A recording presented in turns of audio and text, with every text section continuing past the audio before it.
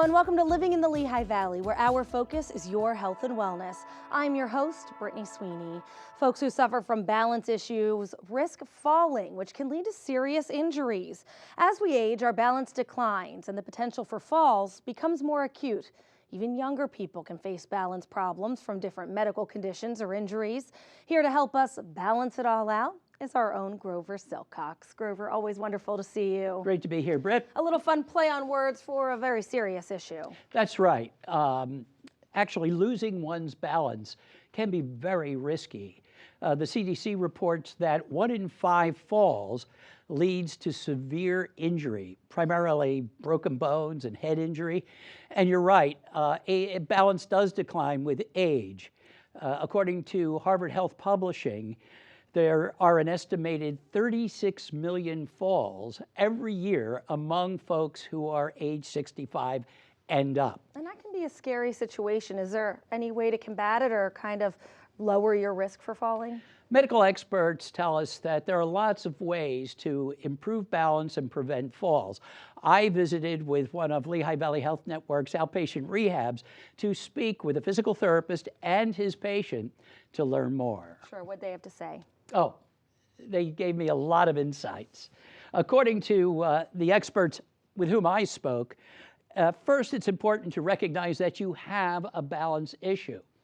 If you do feel unsteady for whatever reason, and especially if you've had a fall or near fall because your balance is off, see your doctor and get it checked out. I met a physical therapist and observed him guiding a patient through a variety of rehab activities using advanced technology and traditional methods. It was pretty amazing to watch. 59-year-old Jeff Hall works hard on his balance and ability to walk at one of Lehigh Valley Health Network's outpatient rehabs. You don't realize how challenging it can be when you can't do things that you want to do. In 2022, surgeons at the Mayo Clinic performed a biopsy on a tumor wrapped around Jeff's spine. They wanted to determine treatment options. The procedure was successful, but he lost feeling in his left leg as a result. I walked into the Mayo Clinic and I couldn't walk out based on where they worked. My left leg was numb. It's not that I don't have some feeling in it. You know, if you touch my leg, I know you're touching it. But I didn't know where it was in space. As a staff member of the U.S. Golf Association, Jeff's office, as he puts it, tends to be a golf course. So this impairment presented a major hurdle in doing his job and myriad other activities. Eager to overcome this obstacle, Jeff began working with Colin Ellis, a physical therapist specializing in neurological issues at LVHN. Jeff and I have worked together for the better part of a year and a half now, trying to recover Jeff's mobility, essentially, his balance and his gait. I want you to hold the slide. It is absolutely a team effort. I appreciate the constant energy and enthusiasm, the encouragement, that, kick me in the tail when required. You told me not to take unnecessary risks. Jeff has made steady progress from his weekly hour-long sessions at the rehab. Our therapy has been intensive and very patient-centric to try and get him back to the things he likes to do. Activities out in the yard, maintaining his home. He's a budding fly fisherman, he'll tell you. And his role with the USGA, which is being out on a golf course and logging steps. It's been a joy for me clinically because of Jeff's willingness to partake in really high-intensity training. Balance involves the whole body, but especially the visual, inner ear, and sensory systems. That coupled with the musculoskeletal system, your joints, your muscles, your bones, create these complex reactions in a direct result to some of those external demands of being mobile and being active and upright. Colin has Jeff use a mix of methods to improve his balance and stability. There's been a huge push for the use of virtual reality in patients that have impairments in their walking, impairments in their balance. It creates these situations simulating the demands of being mobile in the real world, but again, doing it under very controlled circumstances. This interactive treadmill, among only a few in the region, simulates a virtual outdoor environment. It encompasses a couple different features. There's a force plate that collects data, takes measurements in terms of step length and weight distribution. There's a projector. We can project obstacles onto the treadmill so the patient can interact with an obstacle that's not actually has the potential for tripping them. There's a harness system to keep them upright with body weight support as needed for patients that are unable to walk. And then there's also an interactive screen so that the patient can be visually engaged in a virtual environment. It's challenging, but that's why I'm here. Let's go skiing though. Super. Yeah. The challenges keep coming.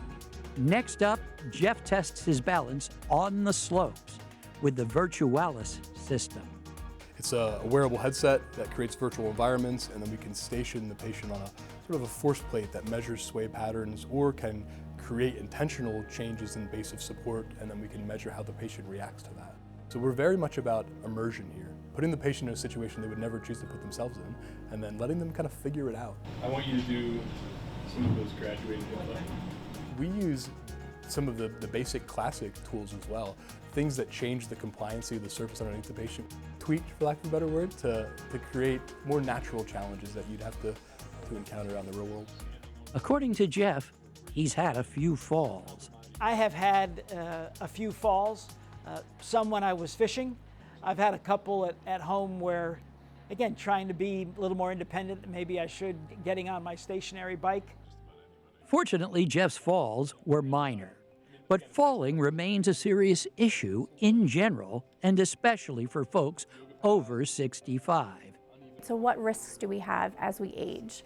And those are things such as increased dizziness, decrease in our balance, some of the medications that we take. So as we age, we're more likely to be put on those blood pressure medications that can cause our blood pressure to drop, causing an increase of fall risk.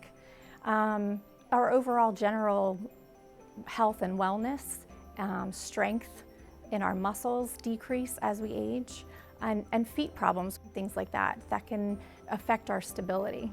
LVHN offers educational programs for patients at risk for falling. And a lot of that is tailored towards our geriatric patients that have a high risk of falls. So we do inpatient and outpatient education on fall prevention. Colin and his team encourage people who are feeling unsteady or who have fallen or risk falling to seek advice from their doctor. Get some baseline measurements, see how your balance stacks up against your peers. Right? We have a lot of age-appropriated tests that we can put a patient through to say, at your age, you should be able to do this task in this amount of time. And I don't want patients to think that it's just maintenance. Measurable improvements are very, very realistic for most individuals. Jeff Hall's back at his job and working out every day. He keeps improving step by step. And as he might say, the proof is in the putting. All of this work has helped, and the work that I do at home. I start my day 60 minutes at least every day with various exercises that, again, Colin and I have worked through to continue what we do here.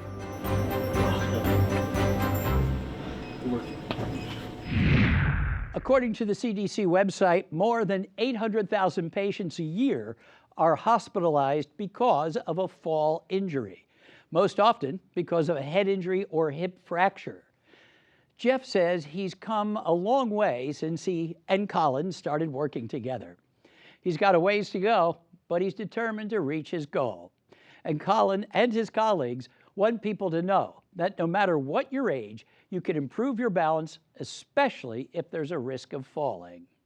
Grover, your report's really reassuring. It just shows us that there's so much that physicians and physical therapists can do to really help patients improve their balance and, mitigate that fall risk. Absolutely. As Colin and Jennifer and Colin's patient, Jeff, mentioned in the piece that I did, yes, there are lots of ways to improve your balance and prevent falls and those injuries that can occur as a result. It can be really scary, especially as an adult when you fall. Right. And so The first thing is recognize that you have a balance problem. Even if you've only fallen once or even felt like you were going to fall, consult your physician. Get an expert opinion. Really good advice, Grover. As always, thank you so much for sharing that information. My pleasure. That'll do it for this edition of Living in the Lehigh Valley. I'm Brittany Sweeney, hoping you stay happy and healthy.